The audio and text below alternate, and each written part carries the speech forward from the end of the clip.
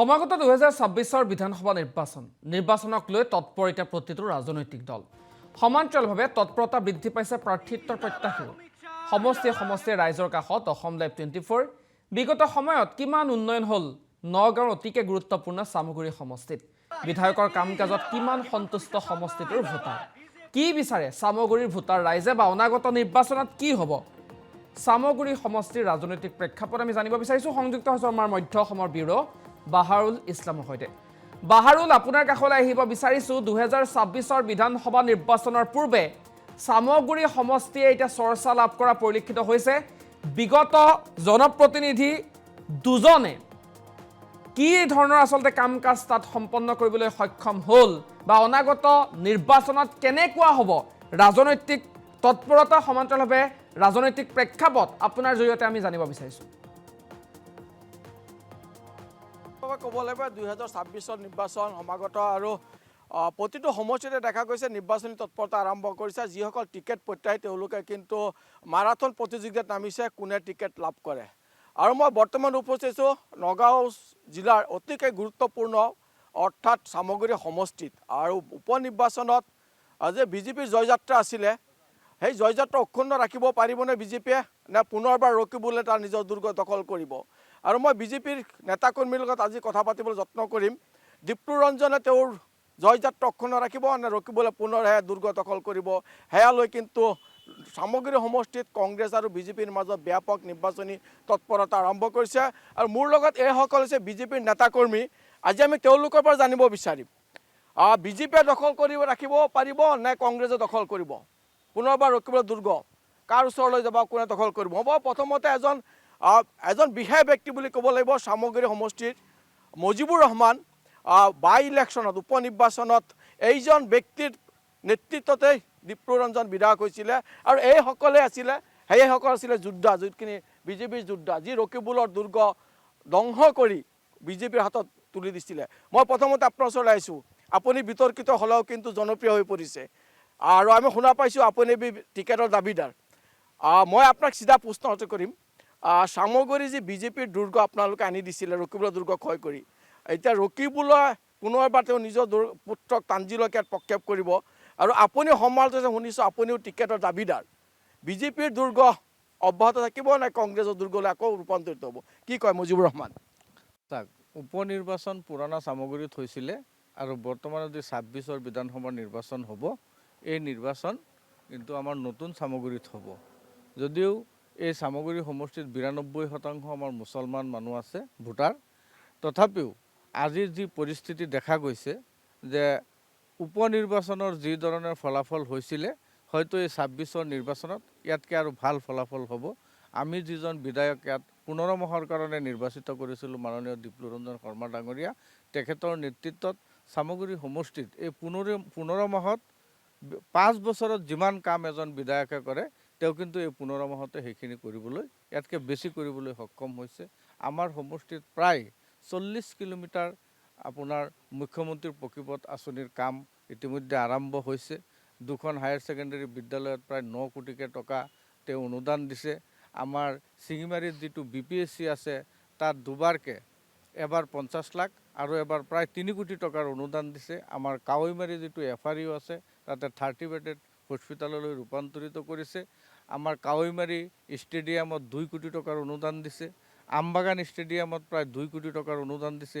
এনেদৰে যি কাম তেওঁ 15 মাহত কৰিলে এজন বিধায়কে বা এজন মন্ত্ৰীও 5 বছৰত ইমানখিনি কাম কৰিবলৈ আমি কিন্তু দেখা নাই গতিকে দীপ্তু ৰঞ্জনৰ কাম কাজৰ ওপৰতো মানুহ সন্তুষ্ট হৈছে আৰু সামগুৰিৰ মানুহে বিগত দিনৰ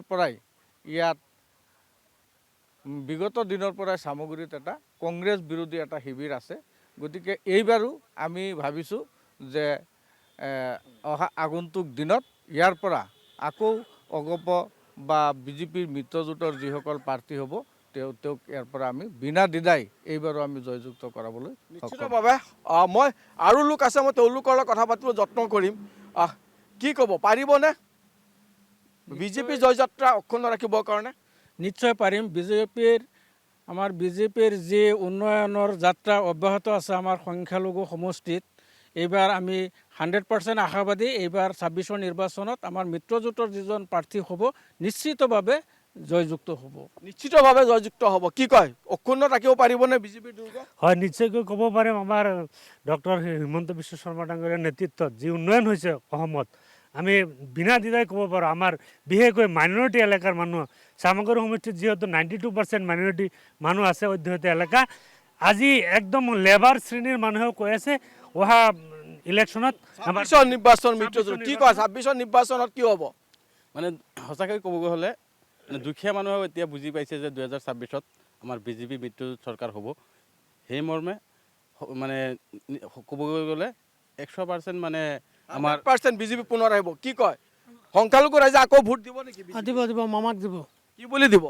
মামা বহুত কাম কাজ দিছে, মামাক ভোট দিব। আমাৰ সংখ্যালঘুক গালি পাই থাকে, কিন্তু আপোনালোকে ভোট দিব নে নাই এইবাৰ? আমি দিম, হে? ৰাইজেও দিব। আকৌ পুনৰ সামগ্ৰী কি হ'ব? চামগুৰিটো আপোনাৰ বিজেপিৰ মিত্ৰজোঁটৰ যোনজন প্ৰাৰ্থী হ'ব তেখেতে জয়যুক্ত হ'ব। জয়যুক্ত হ'ব। কি কয় কি হ'ব? 100% জিকিব আমাৰ বিজেপি চৰকাৰৰ যিজন কেণ্ডিডেট হ'ব আমাৰ মিত্ৰজোঁটৰ সেইজন 100% জিকিব। নিশ্চিতভাৱে আৰু লোক আছে, মই তেওঁলোকৰ ওচৰত যাবলৈ যত্ন কৰিম। কি হ'ব 2026ৰ নিৰ্বাচন? ৰকিবুলক দুৰ্গ আছিলে, কিন্তু বিজেপিয়ে দখল কৰিছে বাই ইলেকশ্যনত। ৰকিবুলৰ দুৰ্গ বুলি আগতে আছিলে, কংগ্ৰেছ যেতিয়া গভৰ্ণমেণ্ট আছিলে তেতিয়াহ'লে কংগ্ৰেছৰ ৰকিবুলৰ যে বণ্ডামী ৰাজনীতি, দুখীয়া মানুহৰ অত্যাচাৰত ভুগিছিলে, ঘৰৰ পাতত টিং খুলি দিছিলে।